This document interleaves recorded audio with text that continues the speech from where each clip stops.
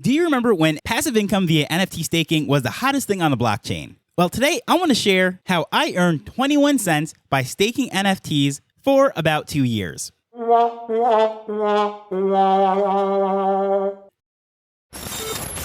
I'm Taj, digitally known as Tropic Vibes, the host of Nifty Business, where we highlight NFTs and explore Web 3.0 as we move from pure speculation to creating real-world value.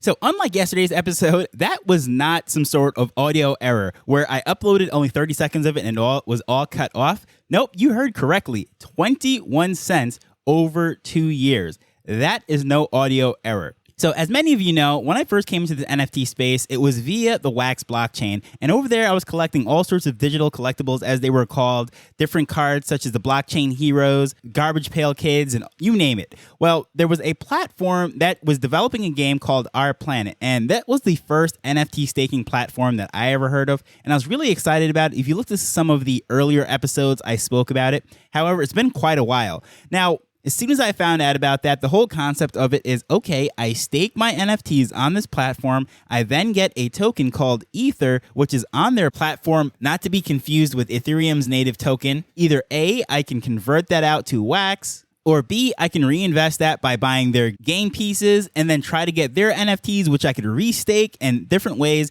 of trying to earn within the game. The glorious passive income was a dream that we all wanted. So I said, okay, well, if I can earn by playing a game, why not? Of course, that was when play to earn was also one of the buzzwords that was flying around the whole Web3 community. Well, first of all, the game itself was, I don't know if you could even really call it a game because it really wasn't that much fun. What you'd have to do is just craft these various different things. And I was like, okay, well, this is pretty basic, not the most fun right now, but there's a lot of potential down the road as they build out this ecosystem. And truthfully, it just got to the point where I realized the only thing that I enjoyed about doing it was crafting these things and trying to get these points. The way it worked actually is you put your NFTs in there, so it's actually transferred over to that platform. And the longer they stayed in there, it just accrued more of their Ether tokens. Then you'd go there, you'd collect it, and then you'd be able to use it in their little crafting game and what have you, and hope for the best that you would get some NFTs from their platform, and that's how the whole thing worked. Or you could just go over to the Alcor exchange and then swap it out to whatever token that you want to swap it, including Wax. Now, this all sounds fine and dandy. This sounds great, right? You play this game and basically you're getting free money, if you will, and all you have to do is tie up some of your NFTs and stake it over there. Well, first of all, I couldn't figure out how this thing actually worked. I was like, how are they generating the income, or how are they generating these tokens? What value is it by actually staking it up, having my NFTs sit on this platform? And I asked so many people how the tokenomics actually work, and I would get these long, convoluted answers, and pretty much it came down to none of us could figure it out. Exactly how is this sustainable? And it really came down to the fact that they were hoping that having you tied up and addicted to those points, if you will, would keep you coming back to the platform. And as they built out the game, that you'd keep playing it. Well, I'll be honest, I was one that was very addicted to those points accruing. And I say points because the Ether token really was pretty much just points. It actually reminds me of this book that I'm reading right now, Actionable Gamification by Yu-Kai Chow. And he criticizes points, badges, and leaderboards. Well, pretty much that's all this thing was. It was just a bragging right thing. You'd have this number that was growing exponentially as your NFTs sat there, depending how rare there are, which collections they were, especially if they're the Street Fighters. They're going to give you more tokens. I was like, okay, cool. Well, anyways, needless to say that after a while, it just got old. Those points, leaderboards, badges, whatever you want to call it, it just wasn't keeping me coming back. And I just didn't see much progress. Each day, there really wasn't anything to do. You'd go, you'd collect, and then they even changed it to the point that they start to have a cutoff. So if you didn't log in after a certain amount of days and you accrued a lot of tokens, well, then you just wouldn't be able to claim all of them without spending to then make your reservoir, if you will, a lot bigger. But then that diminished over time. So basically, you'd pay an amount of the excess that you couldn't claim with the small wallet, if you will, the claimable wallet. And then each hour, it would shrink back to the default size. Now, if that doesn't make any sense to you, well, don't worry about it because the whole thing doesn't really make any sense. But needless to say, I was like, okay, well, it doesn't even make sense because I'm not going to continually keep coming back. And it got to the point where I was checking it once a week, then it was once a month, once a quarter, And then, to be honest, probably about 6 months or so went by without me even checking it. I totally forgot about it. I was getting ready to show somebody some of my Street Fighter cards, and I was like, wait a minute. I forgot that they're tied up on our planet. So, of course, I go over to our planet, see this massive amount that I'm supposed to claim, and I started to claim it. So I did this for about 3 days straight, and then it just dawned on me. I said, why am I doing this? This is not fun. And these tokens are probably worthless. I'm not getting any of the NFTs on the platform. I'm not playing this game that is being built out or whatever. And all I'm doing right now is staking, collecting, crafting, and nothing's really working out. It's like I'm working for this imaginary money. So guess what I decided to do? I just took everything over to Alcor Exchange, swapped it out for the Wax token, and when it's all said and done, it equaled about 21 cents. So 2 years of staking, collecting, and doing all that stuff on this platform, and it basically resulted in a 21-cent return. Now, if you really factor in all the time that I actually did and the annoyance of actually going over there, reading some of that literature, trying to figure out exactly what's going on, you add up that time, and it's like not even worth, no, not worth.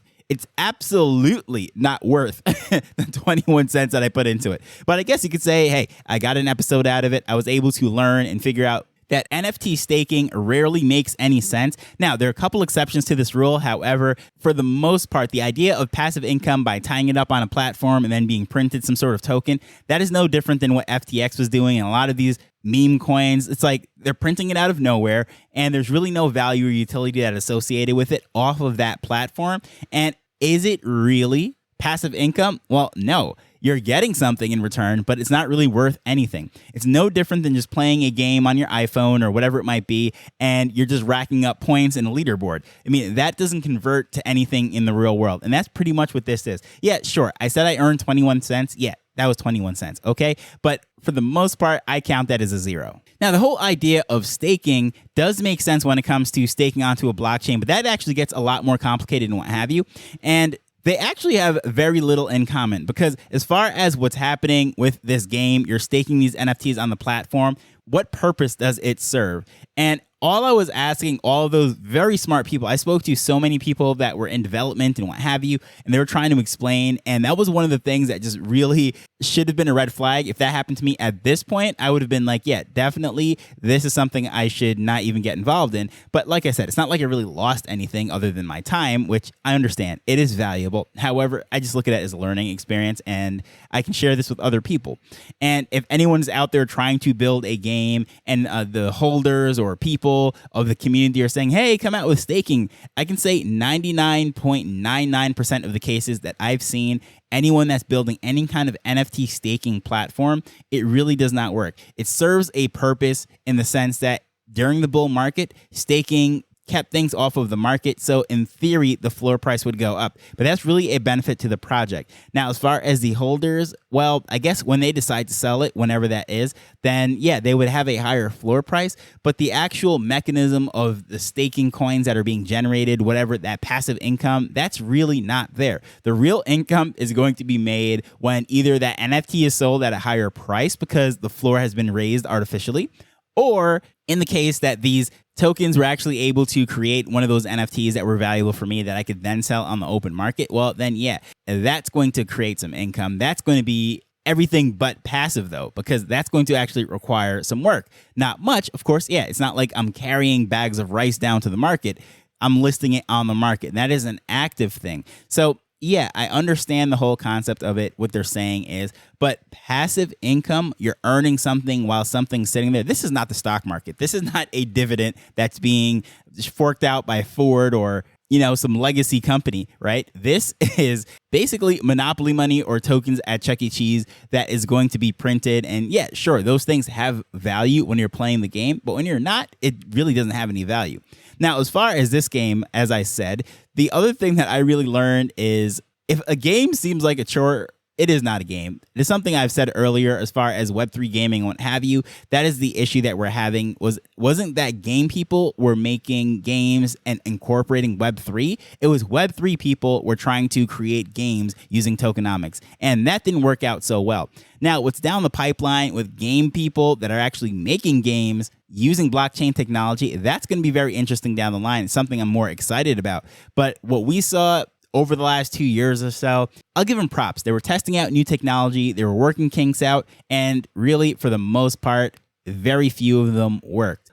But on a completely different level, I could draw a line between NFT staking and currency staking as far as staking ETH or Cardano or Solana and all those different ones. However, I think I'm going to save that for tomorrow. But what I would love to do more than anything is invite you to give some feedback. Is this something that you're more interested in? Because I could go deeper down this rabbit hole, NFT staking, if you will. But tomorrow, I think I'll just save that one for separating the difference between staking your crypto and the potential of stake NFTs and how they generate, because there are very few that actually work. And it's no different than quote unquote passive income when it comes to cryptocurrencies. A lot of projects are promising passive income, but it is way harder to deliver than most people think it is. So if that's something that you'd be interested in hearing more about, please feel free to reach out to me at Tropic Vibes on Twitter. As usual, I want to thank you for taking the time to listen to this as we're learning and building Web3 together. So until next time, later. The Nifty Business Show is not investment advice. It provides insights and information within the space. As with anything, please do your own research before making a decision whether you're making an investment or a purchase.